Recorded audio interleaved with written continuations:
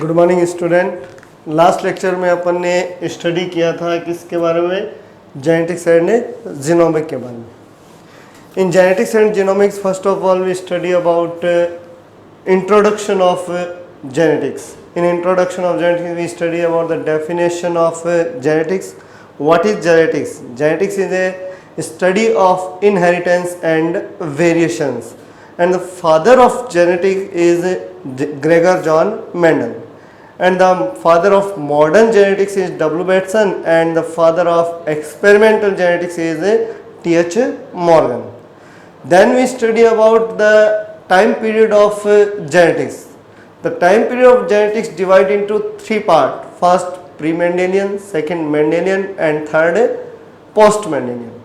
In pre-Mendelian, some genetics concepts are produced. Some genetics concepts are given, such like a Most vapor theory, granular theory, Weismann theory, etc. Now we study about the Mendelian time period. In Mendelian time period, first of all, we study about the history of Mendel. Our topic is history of Mendel.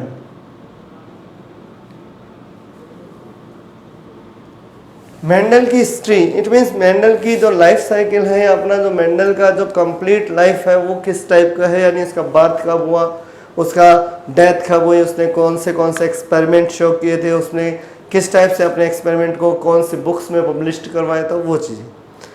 First of all we study about the birth. तो Mendel का जो birth हुआ वो कब हुआ, 22 जुलाई 1822 को। It means Mendel का जो बर्थडे है वो कब है, 22 जुलाई 1822। इसका जो बर्थ प्लेस है, बर्थ प्लेस कहाँ पर है, तो नॉर्मली अपन कहते हैं ऑस्ट्रेलिया में एक स्पेसिफिक अपन कहते हैं सिटी है जिसको अपन बोल रहे हैं हेजेंड्रॉफ। ऑस्ट्रिया की हेजेंड्रॉफ सिटी में नॉर्मल सिलिसिया जो विलेज होता है उसमें नॉर्मली इसका क्या हुआ था, इसका बर्थ हुआ था। तो नॉर्मल अपन इसका बर्थ प्लेस क्या है, सिलिसियन विलेज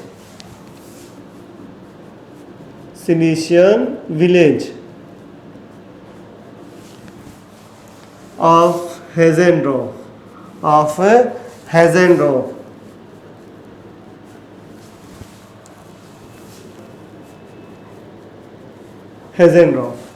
नॉर्मली अपनी जो आरबीएससी बोर्ड की जो बुक है उसमें यहाँ पर सिलिसियन विलेज ऑफ हेजेंड्रॉफ की जगह मोराविया विलेज दिया हुआ है।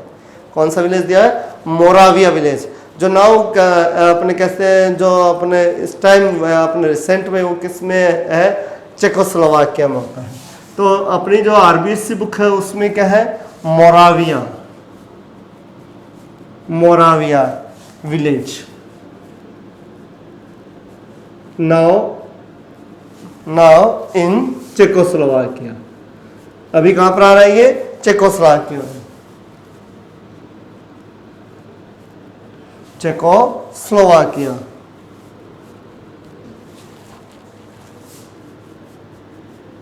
Czechoslovakia clear. तो नॉर्मली इसका बर्थ प्लेस का बर्थ कब हुआ, 22 जुलाई 1822 को। Birth place Silesian village in हेजेंड्रॉफ, या अपन बोलते हैं मोराविया विलेज इन चेकोस्लोवाकिया में। अब नॉर्मली इसका जो बर्थ हुआ था वो नॉर्मली एक पुअर फैमिली में हुआ था, और पुअर फैमिली का जो स्टूडेंट होता है या पुअर फैमिली का जो अपना चाइल्ड है उसकी जो अर्लियर एजुकेशन है वो कहाँ पर होती है भाई, अर्लियर एजुकेशन इसकी जो कंप्लीट हुई थी वो कहाँ पर हुई थी, इसके विलेज के स्कूल में। अर्ली एजुकेशन कहाँ कंप्लीट हुई, होम, या अपन कह सकते हैं नॉर्मल अपन प्रीपरेटरी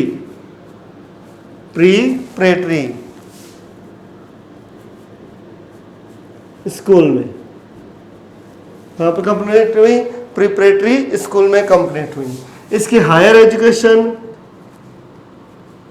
एजुकेशन जो कंप्लीट हुई वो कहाँ पर कंप्लीट हुई, वियना यूनिवर्सिटी में, यूनिवर्सिटी ऑफ वियना। कहाँ पर कंप्लीट हुई, यूनिवर्सिटी ऑफ वियना में। फिर जब वियना यूनिवर्सिटी में उसने अपनी स्टडी कंप्लीट की तो सबसे पहले इसने नॉर्मली अपन कहते हैं मोनेस्ट्री में एक अपने प्रिस्ट की पोस्ट है उसने ली थी, किसमें जो अपना वियना सिटी थी उस वियना सिटी में एक मोनेस्ट्री चर्च था, उस चर्च में इसकी प्रिस्ट पोस्ट उसने show he was made priest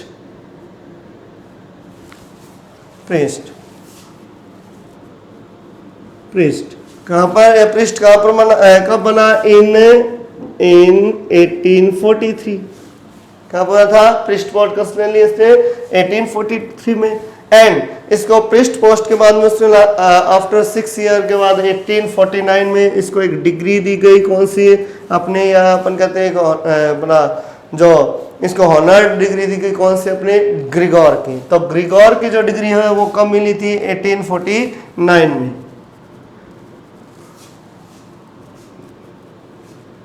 honored with the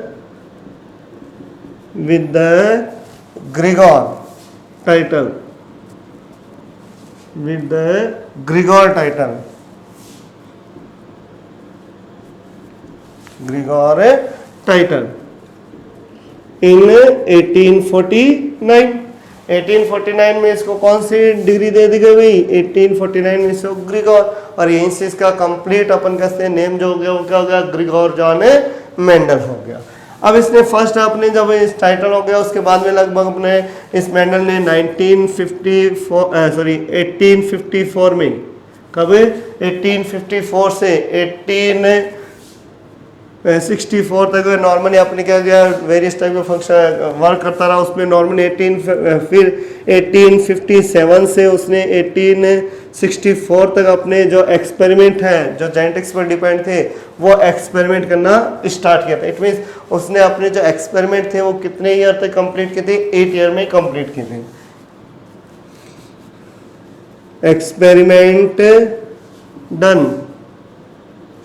experiment done on the P plant. कौन से प्लांट पर इसने अपने एक्सपेरिमेंट किए थे? पी प्लांट में। और एक्सपेरिमेंट कहां पर इसने परफॉर्म किए? Experiment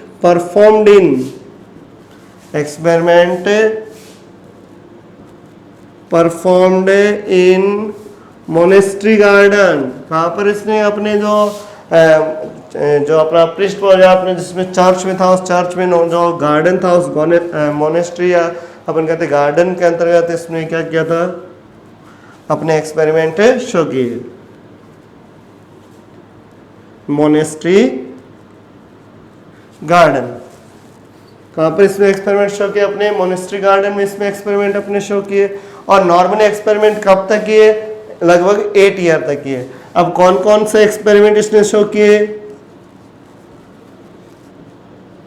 experiment done by experiment. कौन सा एक्सपेरिमेंट किए थे? एक्सपेरिमेंट इसने किया था फर्स्ट कौन सा? Mono hybrid cross. First experiment कौन सा था? Mono hybrid cross. सेकंड आपका कौन सा है? Die hybrid cross. सेकंड इसने कौन सा क्रॉस किया था? डाई हाइब्रिड क्रॉस किया। इसके अलावा नॉर्मल इसने टेस्ट क्रॉस वगैरह भी अप्लाई किए थे।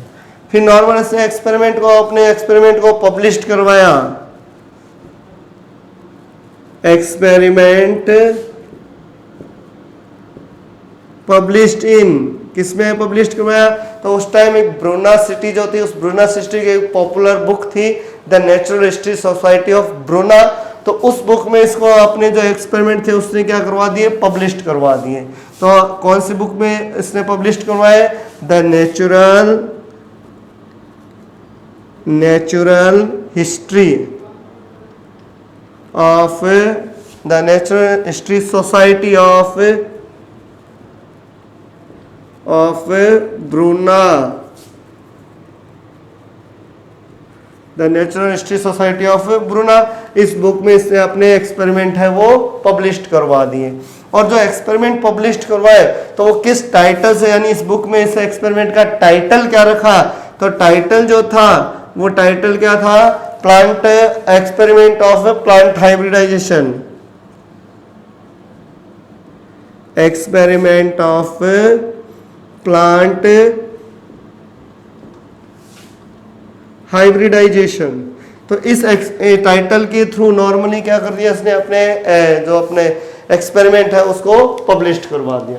तो मेंडल की बर्थ कब हुई, 22 जुलाई 1822 को, birth place Silesia village in Heinzendorf. Earlier education complete in home school and higher education completed in University of Vienna. First of all, we made priest in 1843, Grigor title 1849, and experiment done on the pea plant. कौन C P थी, garden pea. Garden pea का botanical name क्या है, sweet pea, Pisum sativum. Experiment performed in monastery garden. Experiment कौन से perform किए, तो first experiment था मोनोहाइब्रिड क्रॉस, सेकंड था dihybrid cross. Experiment published in, किसमें पब्लिश्ड हुए, तो अपन कहेंगे the natural history society of Bruna में। टाइटल क्या था, एक्सपेरिमेंट ऑफ प्लांट हाइब्रिडाइजेशन। अब इस टाइटल से उसने क्या कर दिया, एक्सपेरिमेंट को क्या कर दिया, पब्लिश करवा दिया। आफ्टर पब्लिकेशन नॉर्मली अपन कहते हैं मेंडल का जब तक अपना सर्वाइव, यानी उसका मेंडल जब तक जिंदा था तब तक वो ज़्यादा फेमस नहीं हुआ। क्यों नहीं हुआ, क्योंकि उस टाइम मेंडल को मैथ्स का नॉलेज था, और उसने जितने भी एक्सपेरिमेंट शो किए थे इस बुक में, जितने भी एक्सपेरिमेंट को उसने डिस्क्राइब किया था, वो नॉर्मली किस टाइप से डिस्क्राइब किया, मैथमेटिक फॉर्म में डिस्क्राइब किया था। और मैथमेटिक्स की उस टाइम नॉलेज नहीं थी, उस टाइम के जो पीपल थे उसको मैथमेटिक्स की नॉलेज नहीं थी, इसलिए वो लोग जो पीपल थे उस टाइम के वो उसको नॉर्मली आइडेंटिफाई नहीं कर पाए, उसको नॉर्मली डिस्क्राइब नहीं कर पाए, उसको नॉर्मली नॉलेज में नहीं ले पाए। इस रीजन से मेंडल अपने लाइफ साइकिल में या अपने लाइफ के टाइम पे वो नॉर्मली वो फेमस नहीं हुआ। उसकी डेथ कब हुई, तो मेंडल की जो नॉर्मली अपन कहते हैं जो डेथ हुई थी, डेथ कब हुई, तो 6 जनवरी, कब हुई थी, 6 जनवरी 1884 में। कब हुई थी, 6 जनवरी 1884। किस रीजन से हुई, तो अपन के नॉर्मली किडनी फेल होने के रीजन से इसकी डेथ हुई थी। किस रीजन से हुई थी, ड्यू टू किडनी फेल। अब नॉर्मल मेंडल की डेथ होने के बाद इन 1900 यानी 1900 में वापस इसके क्या एक्सपेरिमेंट शो किए गए। इट मींस आफ्टर 16 इयर्स के बाद में नॉर्मली मेंडल को वापस है उसके एक्सपेरिमेंट को शो किया, उस पर नॉर्मल वापस रिसर्च हुआ, और रिसर्च होकर इन 1900 यानी सन 1900 में वापस उसके जो लॉ थे उसको जेनेटिक्स के लॉ की फॉर्म में डिस्क्राइब किया। तो वो डिस्क्राइब करने वाले 3 डिफरेंट साइंटिस्ट थे। कौन से साइंटिस्ट थे वो इंपॉर्टेंट ध्यान रखना है, कौन कौन से साइंटिस्ट थे। फर्स्ट होता है हुगो डी व्रीज। कौन सा था, हुगो डी व्रीज। ये हुगो डी व्रीज कहां का था, फ्रॉम हॉलैंड। कहां का था, फ्रॉम हॉलैंड, यानी हॉलैंड का एक साइंटिस्ट था। कौन सा, हुगो डी व्रीज। सेकंड आपका था कौन सा, कॉरेंस।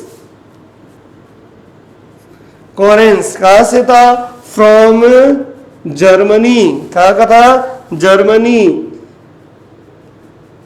From Germany. और थर्ड जो साइंटिस्ट था वो कौन सा था, थर्ड जो साइंटिस्ट था वो था टी शेरमैक। कौन सा था, टी शेरमैक। कहां का था, फ्रॉम ऑस्ट्रिया। कहां के थे, ऑस्ट्रिया। तो ये 3 साइंटिस्ट थे। इन तीनों साइंटिस्ट ने क्या किया, मेंडल की डेथ होने के बाद में इसके जो नॉर्मली इसका जो जितने भी एक्सपेरिमेंट थे मोनोहाइब्रिड डाइहाइब्रिड क्रॉस, उसको नॉर्मली इसकी स्टडी की, और स्टडी करके डिफरेंट प्लांट पे उन्होंने स्टडी की। मेज प्लांट पे उन्होंने स्टडी की, रोज प्लांट पे उन्होंने स्टडी की, डिफरेंट प्लांट पे उन्होंने स्टडी की, और वही रिजल्ट उन्होंने देखे जो कि मेंडल को मिल रहे थे। तो उसके बेस पे उन्होंने कहा मेंडल के जो लॉ थे वो बिल्कुल क्लियर कर दिए, और क्लियर करने के बाद इन 1900 यानी 1900 में नॉर्मली क्या किया गया, नॉर्मली पूरा कंप्लीट जेनेटिक्स के लॉ शो कर दी गई। इट मींस मेंडल अपनी लाइफ में ज्यादा सक्सेस नहीं हुआ, आफ्टर डेथ उसको सक्सेस किसने दिलवाई, नॉर्मली इन 3 साइंटिस्ट ने उन्होंने सक्सेस गए। इट मींस मेंडल की डेथ के बाद में उसके जितने भी एक्सपेरिमेंट थे उन पर काम करने वाली 3 साइंटिस्ट थे। कौन से, Hugo de Vries from Holland, Correns from Germany, and T Tschermak from Australia. Clear. अब इन्होंने क्या किया, कंप्लीट एक्सपेरिमेंट किया, और कंप्लीट एक्सपेरिमेंट करके उन्होंने जो जेनेटिक्स के लॉ है वो डिस्क्राइब कर दिए थे। इट मीन्स मेंडल ने ओनली जेनेटिक्स की क्या की थी, हाइपोथेसिस शो की थी, लॉ उसने शो नहीं किए। लॉ बाद में उसकी डेथ होने के बाद इन तीनों जो साइंटिस्ट थे उन्होंने उनको लॉ के फॉर्म में डिस्क्राइब किया था। तो ये तो नॉर्मली क्या मेंडल की हिस्ट्री। तो मेंडल की हिस्ट्री में नॉर्मली बर्थ कब हुई, 22 जुलाई 1822, birth place Silesian village in Heinzendorf, earlier education in home और preparatory school, higher education university of Vienna. He priest कब बना 1843 में, ग्रिगोर टाइटल कब मिला 1849 में, और इन्होंने जो एक्सपेरिमेंट है वो किस पे किए थे, पी प्लांट पे किए थे। और एक्सपेरिमेंट कहाँ स्टार्ट किए, मोनेस्ट्री गार्डन में स्टार्ट किए थे। एक्सपेरिमेंट कौन से किए थे, मोनोहाइब्रिड डाईहाइब्रिड क्रॉस किए थे। एक्सपेरिमेंट पब्लिश्ड कौन सी बुक में करवाए, तो normally natural history society of Bruna में इन्होंने पब्लिश करवाए थे। इस समय टाइटल क्या रखा था उसे, इस बुक में जो एक्सपेरिमेंट का टाइटल था वो क्या था, एक्सपेरिमेंट ऑफ प्लांट हाइब्रिडेशन। उसके बाद उसकी डेथ कब हुई थी, 6 जनवरी 1884 को हुई थी। किस रीजन से हुई, तो कहेंगे किडनी फेल होने के रीजन से हुई। उसके बाद आफ्टर 16 ईयर के बाद में इनके जो एक्सपेरिमेंट थे वापस शो किए गए, और वो शो किसने किए थे, 3 साइंटिस्ट थे, Hugo de Vries from Holland, Correns from Germany and T Tschermak from Austria. Clear, ये तो इसकी क्या, इस जेनेटिक्स की नॉर्मली ये अपन कहते हैं मेंडल की हिस्ट्री के बारे में। इन मेंडलीज में या अपन Mendelian time period, first of all we study about history of Mendel, and second we study about the function या एक्सपेरिमेंट ऑफ मेंडल। तो इसमें एक्सपेरिमेंट ऑफ मेंडल को अपन नॉर्मली एक्सपेरिमेंट जो अपन शो किया, मेंडल का जो फंक्शन आपको डिटेल से शो करने से पहले जितने भी मेंडल ने जो जेनेटिक्स से रिलेटेड जो टर्मिनोलॉजी यूज की थी वो अपन देखेंगे। क्या पहले टर्मिनोलॉजी, तो अपने जो नेक्स्ट टॉपिक है वो क्या है, टर्मिनोलॉजी ऑफ जेनेटिक्स।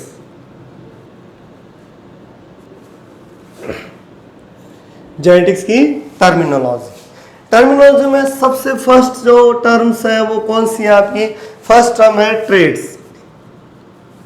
ट्रेट्स क्या है, traits is a character which is transfer from generation to generation. It mean generation to generation pass होने वाले जो भी कैरेक्टर थे वो क्या है, अपने ट्रेट्स है। क्या होंगे वो ट्रेट्स। सेकंड फैक्टर नॉर्मली क्या है, फैक्टर अपन कहेंगे एक इनहेरिटेंस की यूनिट है, या अपन कहेंगे unit of heredity. Unit of heredity या यूनिट ऑफ इनहेरिटेंस क्या होगा, फैक्टर होगा। मेंडल ने इनको फैक्टर कहा था, बट इसको रिसेंट में क्या बोला जाता है भाई, जीन बोला जाता है। और जीन टर्म जो दी थी वो किसने दी थी, जीन टर्म दी थी जोहानसन ने। किसने शो की थी, जॉनसन ने। इसको फैक्टर को ही क्या बोला, टर्म। इट मींस मेंडल ने जीन को क्या बोला था, मेंडल ने जीन को बोला था फैक्टर, और फैक्टर को नाउ अपन क्या बोल सकते हैं, जीन। और जीन किस टर्म किसने दी थी, जॉनसन ने। What is gene, gene is a unit of heredity, unit of inheritance. Clear. Third अपन कहेंगे एलील। थर्ड क्या है आपका, एलील। एलील्स, या अपन इसको बोलेंगे एलिलोमॉर्फ।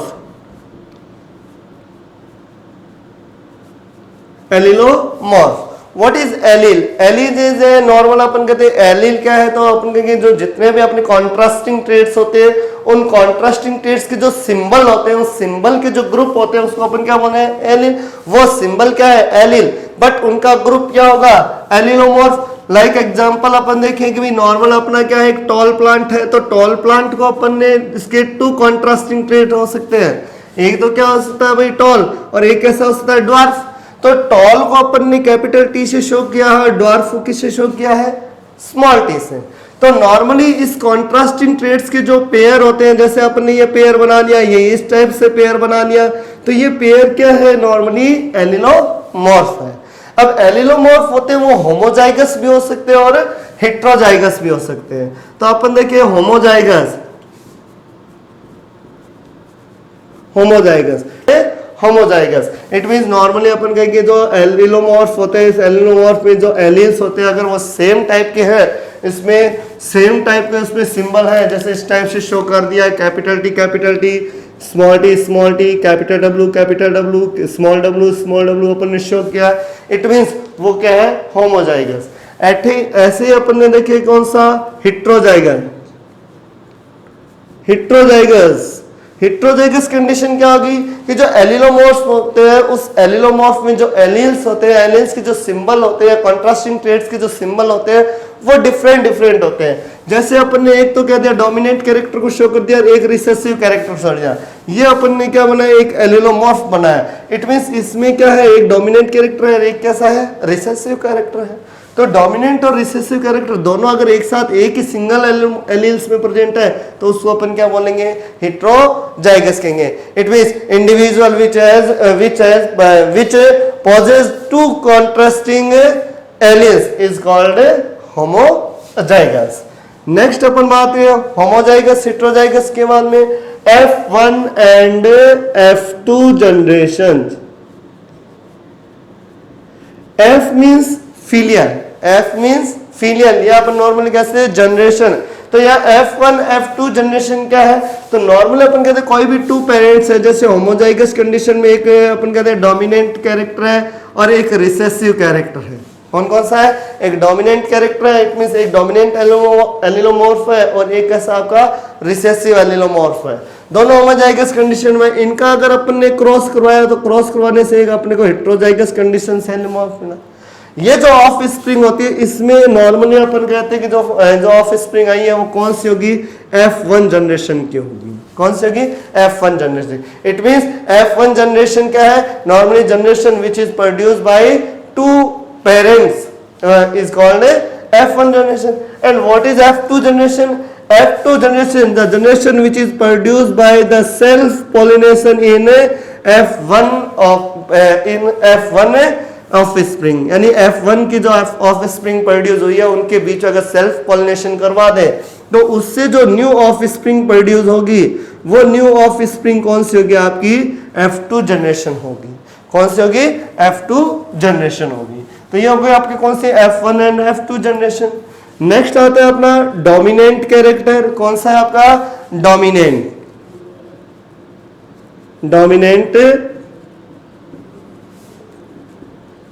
कैरेक्टर या डोमिनेंट फैक्टर कर लेते हैं, डोमिनेंट फैक्टर। तो डोमिनेंट फैक्टर क्या है, नॉर्मल अपन कहते हैं कोई भी अपना जो पेरेंट्स होते हैं जो डोमिनेंट है, नॉर्मली एक होमोजाइगस कंडीशन में ये पेरेंट्स है और एक होमोजाइगस पेरेंट्स ये है। इट मींस एक मेल है और एक आपकी क्या है, फीमेल है। उनके क्रॉस से आपको इस टाइप की जनरेशन प्रोड्यूस हुई और इस टाइप की जनरेशन में से नॉर्मली एक टॉल प्लांट था और एक कैसा था, ड्वार्फ प्लांट था। टॉल और ड्वार्फ प्लांट के क्रॉसिंग से आपको कैसा बना, एक टॉल प्लांट मिला। इट मींस इसमें कौन सा कैरेक्टर शो हुआ है, टॉल। और F1 जनरेशन में जो कैरेक्टर एक्सप्रेस हो जाता है, जो कैरेक्टर शो हो जाता है, यानी हेट्रोजाइगस कंडीशन में जो कैरेक्टर शो होगा वो तो कौन सा होगा, डोमिनेंट कैरेक्टर। और जो शो नहीं होगा वो कौन सा होगा, रिसेसिव कैरेक्टर होगा। कौन सा होगा, recessive character, recessive factor. It means F1 generation में डोमिनेंट के प्रेजेंस में जो कैरेक्टर शो नहीं होगा वो कौन सा होगा, आपका रिसेसिव कैरेक्टर। और जो कैरेक्टर शो हो जाएगा वो कौन सा होगा, आपका डोमिनेंट कैरेक्टर होगा। तो ये होगा आपके कौन से, dominant and recessive character. Next होता है फिनोटाइप। नॉर्मल कोई भी एक स्पीसीज है, उस स्पीसीज के क्लासिफिकेशन नॉर्मल अपन किसके बेस पे कर रहे हैं, ओनली एक्सटर्नल कंडीशन के बेस पे कर रहे हैं, एक्सटर्नल मॉर्फोलॉजी के बेस पे कर रहे हैं, तो वो नॉर्मली क्या होगा, फिनोटाइप। जैसे नॉर्मली अपने पास ये टाइप के प्लांट है, जैसे लॉन्ग प्लांट है, ये भी लॉन्ग प्लांट है और ये भी लॉन्ग प्लांट है, बट एक प्लांट कैसा है, स्मॉल प्लांट। तो अपन ने इसकी हाइट देख के बता दी, इनका रेशियो क्या आ गया भाई, 3:1 आ गया। इट मींस वो क्या हुआ, फिनोटाइपिक रेशियो होगा। अब ये जो कैरेक्टर है लॉन्ग वाला है वो इस टाइप से भी होमोजाइगस भी हो सकता है, हेट्रोजाइगस कंडीशन भी हो सकती है। तो होमोजाइगस है, हेट्रोजाइगस कंडीशन में टॉल और लॉन्ग और ड्वार्फ का जो रेशियो है वो क्या अपना फिनोटाइपिक रेशियो होगा। नेक्स्ट होगा जीनोटाइप। जीनोटाइप। जीनोटाइप क्या होगा, नॉर्मली कहेंगे नॉर्मली जीन लेवल पे जेनेटिक जो सिचुएशन होती है, जेनेटिक अरेंजमेंट को शो करने वाला जो रेशियो है वो नॉर्मली अपना क्या होगा, जीनोटाइप। इट मींस किसी भी एनिमल्स का या किसी भी प्लांट के जीन को अपन नॉर्मली जीन लेवल पर जाकर उसकी स्टडी कर रहे हैं, जीन लेवल को उसको स्टडी किया जा रहा है, तो वो क्या करेगा, नॉर्मली जीनोटाइप करेगा। It means it represent of a genetic constitution, it represent of a genetic constitution and it represent only morphological factors या morphological या physiological factor and it represent only genetic constitution। clear। next अपन बात करें कौन सी, 11 point अपना कौन सा होगा भाई, टेस्ट को। नेक्स्ट अपन कहें कौन सा है टर्मिनोलॉजी में, पहले अपन देखें मोनो हाइब्रिड क्रॉस। तो मेंडल ने अपन का एक्सपेरिमेंट किया monohybrid dihybrid cross की। तो फर्स्ट अपन कहें monohybrid, what is monohybrid, it means the hybridization process in which only one in which a single character contrasting traits of one character is called monohybrid. It means normal अपन कहते हैं कि भाई किसी भी एक single character होता है, सिंगल कैरेक्टर के अगर टू डिफरेंट कॉन्ट्रास्टिंग ट्रेट होते हैं, उन टू डिफरेंट कॉन्ट्रास्टिंग ट्रेट का अगर अपन क्रॉसिंग करवा रहे हैं तो कौन सा हो गया आपका, मोनोहाइब्रिड हो गया। सेकंड अपन बोलते हैं कौन सा, डाईहाइब्रिड क्रॉस। सेकंड आपका कौन सा है, डाईहाइब्रिड क्रॉस।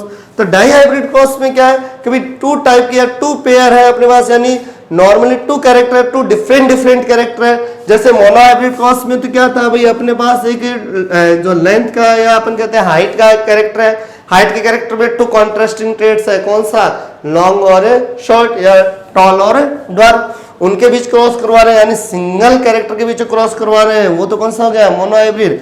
डाईहाइब्रिड क्या होगा, अपन कहेंगे टू जो अपने ट्रेट्स होते हैं या टू कैरेक्टर होते हैं, टू डिफरेंट कैरेक्टर होते हैं, उनके कॉन्ट्रास्टिंग ट्रेट्स के बीच में क्रॉस करवा रहे हैं, तो कौन सा हो गया आपका, डाईहाइब्रिड क्रॉस हो गया। नेक्स्ट अपन बात करें किसकी, टेस्ट क्रॉस की। What is test cross, next कहेंगे test cross. Test cross, test cross means test करना। इट मींस F1 जनरेशन में जो भी अपने पास डोमिनेंट फैक्टर आया है, वो डोमिनेंट फैक्टर है होमोजाइगस कंडीशन का या हेटेरोजाइगस कंडीशन का है, उसको आइडेंटिफाई करने के लिए क्या किया गया, टेस्ट क्रॉस। टेस्ट क्रॉस में क्या होता है, नॉर्मली जो अपने होमोजाइगस कंडीशन में जो पेरेंट्स है उससे नॉर्मली एक जनरेशन पढ़ी जी, F1 जनरेशन पढ़ी जी। अगर F1 जनरेशन का क्रॉस आप डोमिनेंट या अपन कहते हैं रिसेसिव होमोजाइगस पेरेंट्स से करवाओगे, डोमिनेंट F1 जनरेशन का किससे, रिसेसिव पेरेंट्स से अगर क्रॉस करवा रहे हो तो वो क्रॉस कौन सा होगा भाई, टेस्ट क्रॉस होगा। तो टेस्ट क्रॉस क्या है, in this F1 generation crossed with a recessive parents, a recessive homozygous parents is called a test cross. And next अपन कहेंगे क्या, outcross. What is outcross, in outcross F1 generation crossed with dominant character of parents, it means normally F1 generation का अगर only किसके dominant parents के साथ में cross हो रहा है तो कौन सा है, आउट क्रॉस। और अगर F1 जनरेशन का only recessive कैरेक्टर के साथ क्रॉस हो रहा है तो कौन सा होगा, वो टेस्ट क्रॉस होगा। नेक्स्ट अपन बात करें किसकी, back cross. Back cross, what is back cross, तो नॉर्मल अपन बैक क्रॉस कहते हैं कि भाई जो भी अपना F1 जनरेशन होगा उस F1 जनरेशन का चाहे डोमिनेंट कैरेक्टर हो चाहे वो रिसेसिव कैरेक्टर हो, दोनों में से किसी भी कैरेक्टर के साथ में अगर अपन क्रॉसिंग करवा रहे हैं तो वो क्या होगा आपका बैक क्रॉस। तो नॉर्मल अपन ने क्या कहा भाई, एक है टेस्ट क्रॉस, एक आपका बैक क्रॉस और एक आपका outcross. What is test cross, test cross the cross by which in which F1 generation crossed with recessive factor of recessive parent is called a test cross, and when F1 generation crossed with the dominant character dominant parents then it is called out cross, and F1 generation crossed with dominant and recessive both factor then it is called a back cross. Now we study about Punnett square. What is Punnett square? तो Punnett square क्या है, normal की square form होती है और square form में normally आप क्या कहते हैं, हॉरिजॉन्टल और वर्टिकल दो कॉलम होते हैं। In horizontal column we show female gamete and in a vertical column we show only male gamete. It means normal अपन के देख साइंटिस्ट था रेजिनाल्ड डी पुनेट ने स्क्वायर फॉर्म शो की थी। स्क्वायर फॉर्म में नॉर्मली अपने दो कॉलम शेल दी, वर्टिकल कॉलम और एक अपने हॉरिजॉन्टल में नॉर्मली फीमेल गैमेट और वर्टिकल में किसको शो कर दिया, मेल गैमेट को शो कर दिया। क्लियर, ये आपका कौन सा पुनेट स्क्वायर, क्लियर, ठीक है भाई, ये आपका कौन सा है पुनेट स्क्वायर। और लास्ट है आपका कौन सा भाई, एक अपना आ जाता है pure line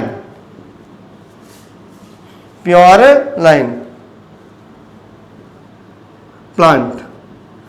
pure line plant क्या है, नॉर्मल अपन कहते हैं कि वेरियस टाइप के जितने भी प्लांट होते हैं उस प्लांट को या जनरेशन या फन जनरेशन की जो भी new generation new of spring produce हुई है उस ऑफ स्प्रिंग कंटिन्यूअस फॉर्म में क्या करवा रहा है, सेल्फ क्रॉसिंग करवा रहा है, इट मीन सेल्फ पोलिनेशन करवा रहा है। तो ऑफ स्प्रिंग में सेल्फ पोलिनेशन करवाने से एक फिक्स्ड जो जनरेशन प्रोड्यूस होती है वो अपनी क्या है, ट्रू ब्रीड ऑफ स्प्रिंग होती है। तो वो ये अपनी क्या कहलाती है, अपनी ट्रू लाइन प्लांट कहलाता है। Clear, okay, thank you.